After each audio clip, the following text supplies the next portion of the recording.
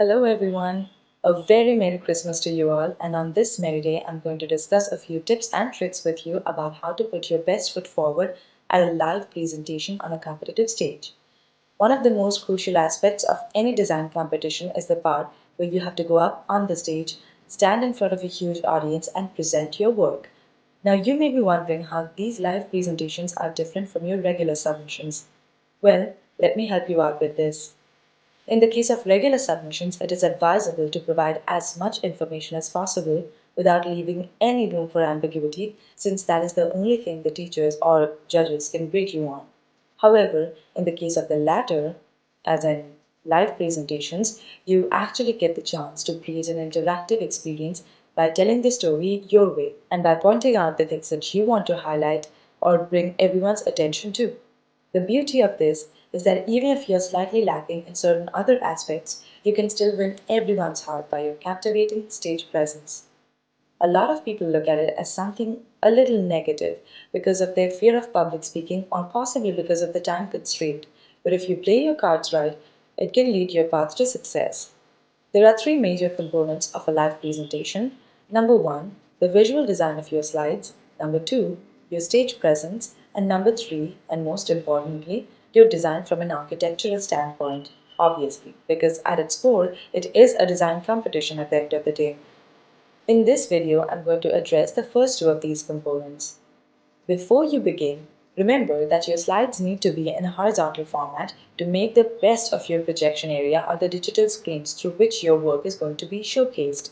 The visual design of your slides is dominated primarily by text and images, and your text should preferably not occupy more than 25% of your screen space. It is important that your slides are legible to the audience. Here are some of the rules that you can probably follow while preparing your slides. Number one, maintain a strong hierarchy of typography. Always go big to small, from title to footer. This stops the audience from being distracted from overly large text in the wrong places. Number two, do not use more than two different kinds of fonts or typefaces. Select a neutral, possibly a sans serif font. Avoid serif fonts because they can be a little difficult to read while you're up on stage, or even any kind of flashy display fonts. Number three, do not, I repeat, do not hyphenate your text because while you're up on stage, reading hyphenated text could be extremely difficult. Number four, do not center line your text. Since people read from left to right, it is a lot more convenient when they can actually follow a left alignment rather than a centrally aligned text. In this context, I would also like to bring your attention to the fact that a lot of people like justifying their text. That might be a good idea in certain cases, but in most cases, it actually gives you an uneven space between your letters, which might again have a similar effect as hyphenated text. So it's better to avoid justified text. Always make sure that there is enough contrast between the background and the color of the text chosen so that it's again easy to read. When it comes to images, always remember that pixelated images can come off as sloppy work and do not usually leave a good impression. So make sure that the images you use are high quality and not prone to pixelation very easily. If you are using icons of some sort, make sure that they all look like they belong together. Consistency is key whenever you are presenting something on a big screen. Time is a limited resource. I understand that a lot of hard work goes into completing the technical drawings and anyone can relate to it. But in the interest of time, do not show any diagram or drawing just for the sake of it. If you do not have the time to explain something on your slides, then better not have it at all. Also, do not skip over slides every 1 second just to save time. At the very least, stay on a slide for a minimum of, say, 5 to 10 seconds, even if it is a single image slide. Give it a little bit of a description and then move over to the next slide. Now we are going to talk about the second component, which is your stage presence. You will only get a limited amount of time to put up a show and you have to give it your best shot, so try to be as interesting as possible. Tell yourself that you are the star of the show during those 5 or 10 or 15 minutes that you're up there for. Remember, there will be numerous presentations that the jury and your general audience will witness, but you will have to stand out in all the right ways to leave a long lasting impression. In order to achieve that, you have to work on your storytelling skills because people like listening to stories and not lectures. You will have to start strong. Instead of just introducing yourself as my name is XYZ and I'm from XYZ city and jumping headfirst into the details of your design, start with your relation or connection to the topic, how you came across that topic. Do you have a personal connection to it? Is there a specific reason why you have decided to go ahead with this topic?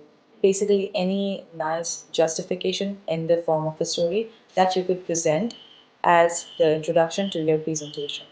Which brings me to the next point: be relatable and comprehensible. It is imperative that your audience knows what you are talking about and don't feel lost. If you're using some terminologies that are not commonly known and are very local to a specific region, give a quick and crisp clarification while presenting. Now, coming to the time that has to be allotted to your speech, as a rule of thumb, I would say the prologue should be about 10% of your time. The problem statement and design objectives should be about 20% of your time, and your design description should take the lion's share, as in around 60% of the time, and the conclusion should take the last 10% to tie all the loose ends together and end on a high note. Speaking of the prologue and the problem statement and the design objectives, there could be a good amount of overlap between these three things. So you might have to work a little bit around the time allocated to just that one segment. But then again, do not let it go over the 3 minute mark because that would leave you with a very short amount of time to actually explain the nitty gritties of your design. You need to highlight and draw reference to the theme or the brief of the competition to show the relevance of your entry. For any competition, the theme plays a very important role, and pointing out your adherence to it will fetch you brownie points. Not only will it help you make a strong case for yourself, but it will also indicate how relevant your design is to the theme and how it stands apart. Now, there might be a lot of you who probably don't feel the most comfortable on stage. In that case, you should probably practice presenting your entire project at least 10 times in front of different people. Pace yourself, do not rush, and also don't memorize every single line. It will sound too scripted. And practice for about 80% of the actual time limit. For example, if you have a 10-minute time limit, practice and limit your speech to around 8 minutes when you're practicing at home, because once you're on stage, there will be technical difficulties, a little bit of nervousness might also set in, and so many other things that we can't even account for right now. So it is better to practice for about 8 to 9 minutes. So once you're on stage, it's much easier to pace yourself accordingly. If you think that transitioning from one slide to another gives you the jitters, then you can use cue cards too. Instead of using long A4 scripts to read out from, you can have tiny post-its in your hands in the form of cue cards to remind you of the keywords during the presentation as a fallback option. Let this presentation be a teaser for your design. There's a good chance that you will not be able to show all the different details that you've worked on during the limited time frame available. So try to highlight all the interesting features and functions or the concepts of your project rather than the minor, less relevant details of the design.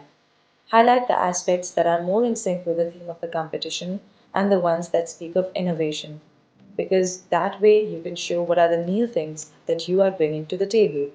Lastly, a few things that can help your presentation make even more immersive. If you think that in order to explain your work better, you want to introduce a video footage, illustration, animation, walkthrough, or an audio clip, then go ahead and use that too. This is a great way to cut down on the speaking time on stage without compromising on the message that has to be delivered. Just make sure that it does not take over the majority of the runtime of your presentation. Now I'm going to answer a few frequently asked questions to address some of the issues that participants are often left wondering about. Question number one: I have a lot of drawings that I think might be important in the context of this presentation, but I do not have the time to show and explain all of them during the allotted time. What do I do? So, in this case, my answer would be that, of course, I understand that while you're working on a specific project, you might have created a lot of extra drawings to explain your design better. But because of the time constraint, of course, you probably couldn't go through all of them. In which case, I would say after your thank you slide, have a few more extra slides. Do not make it a part of your actual presentation, but in case during the Q&A with the jury or the audience members, if somebody asks you a question and you have a slide ready for that, you can show them that slide once you are, done with your presentation. So it's not exactly a part of your presentation, but you still have it after the thank you slide. So in case you need to use it as a fallback option, you always have it ready there. Question number two. I set my entry for a specific category, but it was shortlisted as an entry to another category. Do I need to justify why my design belongs in the latter category while I'm presenting on stage?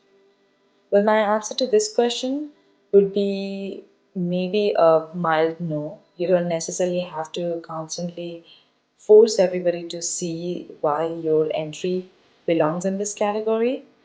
I would say let your work speak for itself. In fact, when you're presenting, instead of saying that no, my design was chosen for this category because of this reason, instead of doing that, I would advise that you can probably point out through your design, through your sheets, and through your speech that these are the highlights of my design, and they tie well to the theme or say the category that my design has been selected for, and that's why it automatically implies your design belongs in that category. So you wouldn't have to spell it out to them, but always try to bring their attention to those points so that at the back of their minds they know why you are a good fit for that category. Question number three. How do I end my presentation without it being too abrupt? So for this, I would say, you know how we started with a prologue? So you have an introduction where you're talking a little bit about the backdrop of your topic, as in how you came about that design topic, where you heard about it from, or if it has a personal connection to you, etc., etc. So when you're ending your presentation, you should do something like that. So you're ending the last 1 minute or whatever, 1.5 minutes could be sort of like a summary of your overall presentation. So you can again refer to it. There could be a few reference to the, again, the backdrop of it, or maybe the problem statement that we initially started off with. And we can also talk about the overall design objectives. Have you been able to meet them? What will the society have to do in order to be able to meet those goals in the near future? Or you can even talk about, like, if you have some statistics to show that if we can make this happen in the next few years, these are the changes that we can see. And or something else that basically ties all these different loose ends together at the end of your presentation, so that there's no room for any kind of ambiguity or any doubts, and they know that you've done your research well and you're clear about what you wanted to achieve through this design entry or design competition. So just 1 minute of that, trying to tie all of those things together, and maybe your last sentence, even before the thank you note, you can say something and end it on a positive note. Maybe something for a better tomorrow, for the betterment of our country or the society at large, something like that. Question number four. While describing or explaining my design, how much detail should I go into? So this is something that is kind of a personal call that you would have to take, because depending upon what kind of a project you are explaining, the amount of detail that you're showing would drastically change. For instance, if yours deals with, on a site level, so if you're talking about the only the build form on a macro scale arranged on a site, then of course you wouldn't necessarily have a lot of room to discuss the details of that project.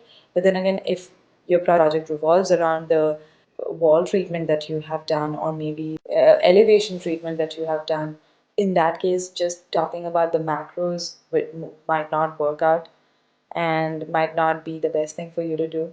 If your design revolves around minor details, if that is what your design project is all about, and if it dictates the design to a great extent, I would advise you to go for it.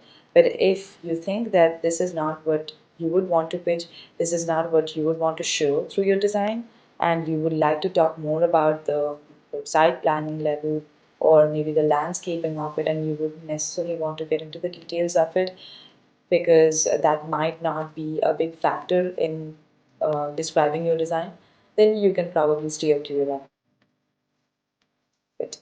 Well, that was the end of our frequently asked questions. With this, we are nearing towards the end of this session. But before I end this session, my message to you all is that you have made it this far for a reason. You need to ask yourself what your real strengths are. Be proud of your work and have faith in yourself. You have poured your heart and soul into it. And now it is time for you to show that to everyone.